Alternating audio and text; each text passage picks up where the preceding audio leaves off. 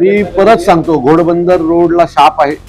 सरकारने तिथले जे घोडबंदरवरनं ठाण्यात यायला एवढा ट्रकच्या रांगा असतात की लोक नो एंट्रीतनं जायला हे करतात, कारण 4-4, 5-5 तास ट्रॅफिकमध्ये थांबणार कोण?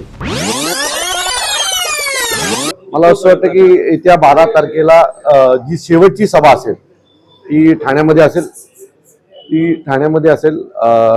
12 तारखेला ठाण्यातील गडकरी रंगायतन चौक येथे सन्माननीय राजसाहेब, सन्माननीय उद्धव साहेब यांची एकत्रित जाहीर सभा होईल. आणि या जाहीर सभेला ठाणे शहरातील प्रत्येक मराठीवर प्रेम करणारा, ठाकरे बंधूंवर प्रेम करणारे हजारो लोक या सभेला उपस्थित असतील. नाही, आनंद दिघे साहेब तर सन्माननीय राजसाहेबांचे मित्रच होते आणि यावेळेला सभेंवर बंद देण्यापेक्षा कार्यकर्त्यांना भेटण्यावर सन्माननीय राजसाहेब ठाकरे असतील, उद्धवसाहेब ठाकरे असतील यांनी भर दिला होता.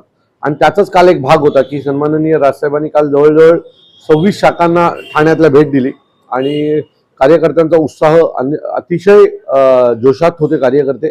आणि लोकही सन्माननीय राजसाहेबांना जाताना हात दाखवत होते, त्यांना बघून अभिवादन करत होते. सो या सगळ्या गोष्टी ज्या होत्या त्या निवडणुकीला सन्माननीय साहेबांच्या या सगळ्या दौऱ्याचा उपयोग 100% होईल. नक्कीच ज्या वेळेला शिवसेना मनसे एकत्र आली त्याच वेळेला चेहरामोहरा बदलायला सुरुवात झाली. आज आमच्या रॅल्यांना, प्रत्येक रॅलीला उमेदवारांच्या 500-500, 1000-1000 लोक असतात. तो ही बदलती ठाण्याची ही नांदी आहे. मी परत सांगतो, घोडबंदर रोडला शाप आहे.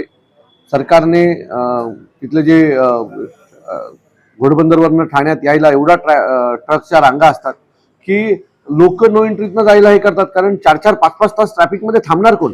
आम्ही एवढं ओरडूनही त्या घोडबंदरच्या रस्त्याचं अजून कुठल्याही प्रकारचं काम सुरू नाही. तो घाट तसाच्या तसा बंद पडलेला आहे. मला असं वाटतं की याला सर्वस्वी जबाबदार शिवसेनेचे ठाण्याचे जे उपमुख्यमंत्री आहेत तेच आहेत आणि त्यांच्यामुळेच ठाणं डेव्हलप होत नाहीये. आता जो नवीन ब्रिज काढला तो ठाण्याच्या बाहेरनं जाणार आहे. आम्हाला काय उपयोग आहे त्याचा? जे ठाणं 15 वर्षापूर्वी होतं, जे ब्रिज बाळासाहेबांनी बांधले होते त्याच्यापेक्षा नवीन ठाण्यात आमच्या काही झालेलं नाही. ठाण्याचा वाटोळा झालेला आहे आणि आता घोडबंदर रोडचं जे काही वाटोळा होतं ते तुम्ही सगळं पाहत आहे. नाटक असतं. पावसाळा आला की हातात थापी आणि हे घेऊन दौरा करायचा आणि पावसाळा झाल्यावर दौरा करा ना. पावसाळा झाल्यावर तिथल्या गोष्टींवर पर्याय शोधा ना, तो शोधला जात नाही. तर ही सगळी दिखावे आहेत आणि दिखाव्याला लोक भुलतात, पण ह्याच्या पुढे भुलणार नाहीत याची आम्हाला खात्री आहे.